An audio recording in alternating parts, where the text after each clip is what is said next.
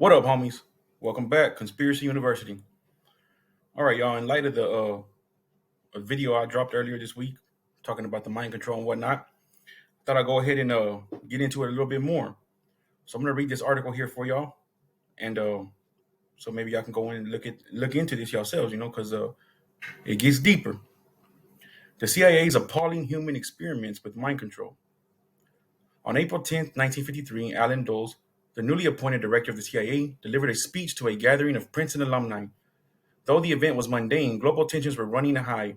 The Korean War was coming to an end, and earlier that week, the New York Times had published a startling story asserting that American POWs returning from the country may have been converted by communist brainwashers. Some GIs were confessing to war crimes like carrying out germ warfare against the communists, a charge the U.S. categorically denied. Others were reportedly so brainwashed that they had refused to return to the United States at all. As if that weren't enough, the U.S. was weeks away from secretly sponsoring the overthrow of a democratically elected leader in Iran. Dulles had just become the first civilian director of an agency growing more powerful by the day, and the speech provided an early glimpse into his priorities for the CIA. In the past few years, we have become accustomed to hearing much about the battle for men's minds, the war of ideologies, he told the attendees. I wonder, however, whether we clearly perceive the magnitude of the problem, whether we realize how sinister the battle for men's minds has become in Soviet hands, he continued. We might call it, in its new form, brain warfare. Dulles proceeded to describe the Soviet brain perversion techniques as effective but abhorrent and nefarious. He gestured to the American POWs returning from Korea, shells of the men they once were, parodying the communist propaganda they had heard cycled for weeks on end.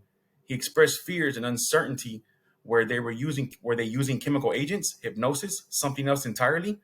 We in the West, the CIA director conceded, are somewhat handicapped in brain warfare. This sort of non consensual experiment, even on one's enemies, was anti ethical to American values, Dulles insisted, as well as anti ethical to what should be human values. Fear of brainwashing and a new breed of brain warfare terrified and fascinated the American public throughout the 1950s, spurred both by the words of the CIA and the stories of brainwashed GIs returning from China, Korea, and the Soviet Union. Newspaper headlines like New Evils Seen in Brainwashing and Brainwashing versus Western Psychiatry offer sensational accounts of new mind control techniques and technologies that no man could fully resist. The paranoia began to drift into American culture with books like The Manchurian Candidate and The Naked Lunch playing on the themes of unhinged scientists and vast political conspiracies.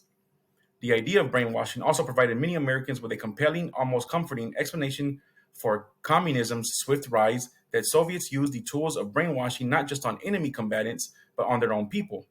Why else would so many countries be embracing such an obviously backward ideology? American freedom of the mind versus Soviet mind control became a dividing line as stark as the Iron Curtain. MK Ultra.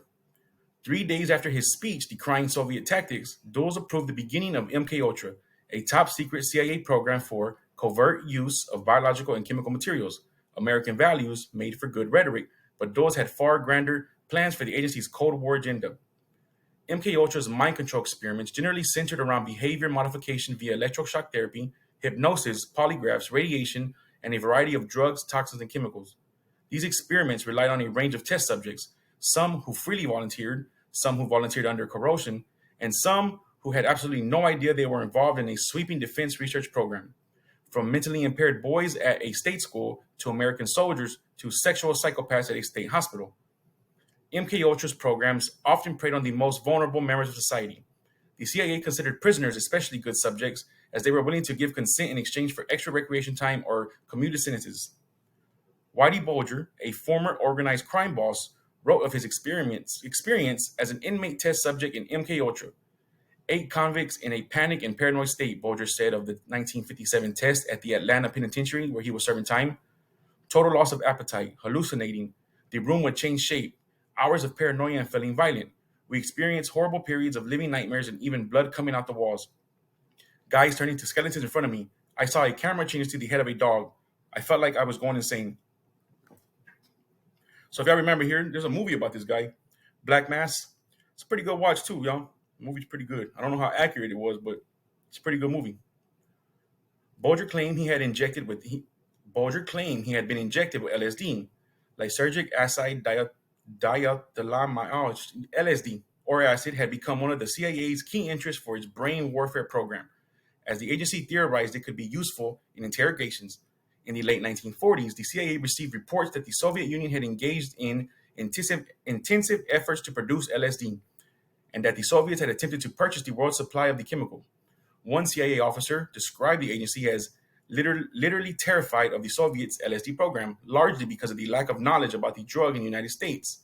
This was the one material that we had never been able to locate that really had potential fantastic possibilities if used wrongly, the officer testified.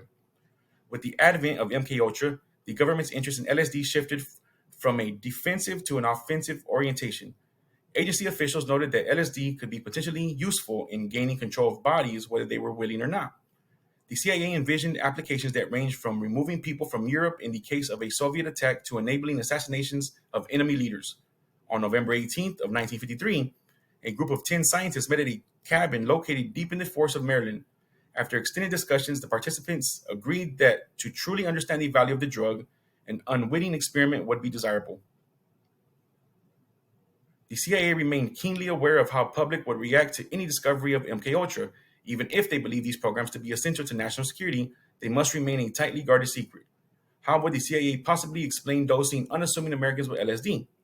Precautions must be taken not only to protect operations from exposure to enemy forces, but also to conceal these activities from the American public in general, wrote the CIA's Inspector General in 57.